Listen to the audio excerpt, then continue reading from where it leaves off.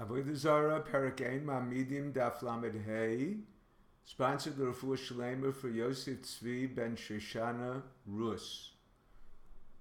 Rav states, one can betroth a woman with wastes of a shoran niskal, an ox stone for killing a human, whereas he cannot betroth her with wastes of an idolatrous calf. The source, number one, idolatrous calf. The pasuk says, "Lo yidbak biyadcha me'uma min acherem." One cannot benefit from anything, even its wastes. Shoran niskal, sako yisakel v'lo yeochel es bisaro. The Torah prohibits the meat, not the wastes. Logic. Number one, the idolatrous calf, the idolater desires the wastes, enlarging its size for an offering. Number two, Shoran Iskal, the owner has no interest in enlarging it before stoning. Proof.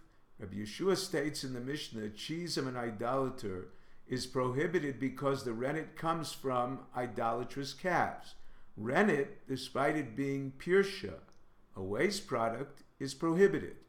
Rabbi Yishmael questioned this since a Kohen can consume rennet of an olah offering. The Gemara answers only what is placed on the altar is prohibited benefit. Question. Why didn't Rabbi Yeshua permit the cheese? Because rennet is batal, nullified, like wine in muryas. The answer. Rennet is a davar amaymin. Without it, cheese would not curdle. This makes it identifiable despite not being seen or tasted.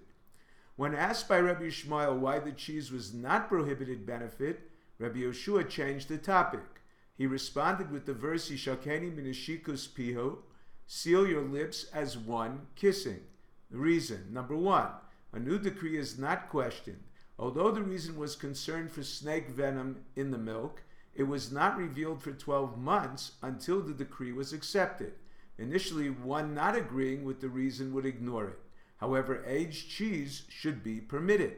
Aging indicates the absence of venom. Number two, Rabbi Chanina explains, although curdling is a property of kosher milk, a small amount of non-kosher whey remains in the cheese. Number three, Shmuel explains it was curdled in the animal's stomach. Unlike rennet, it is the meat of the animal. Four, Rav Malkiah explains the cheese is coated with lard.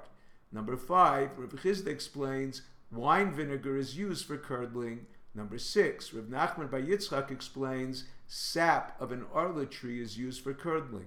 The last two reasons should prohibit its benefit as well. Now we move on to a new Mishnah. This Mishnah lists items of idolaters prohibited to eat, but not to benefit. Number one, an idolater milked an animal without supervision. A, although the color of kosher milk is different, mixed together with non-kosher milk, it is difficult to discern.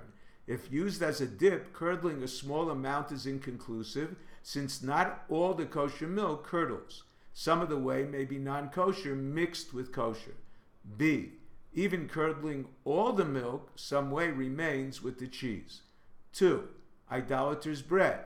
The Gemara brings two versions of an incident that some assumed Rebbe permitted bread of an idolater in a field or a commercial baker.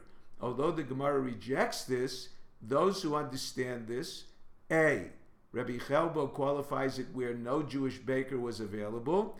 B, Rabbi Yochanan qualifies it in a field, but not in the city where people socially interact. If you're enjoying Daf 5, please click on the link below, subscribe, and become a sponsor. Thank you.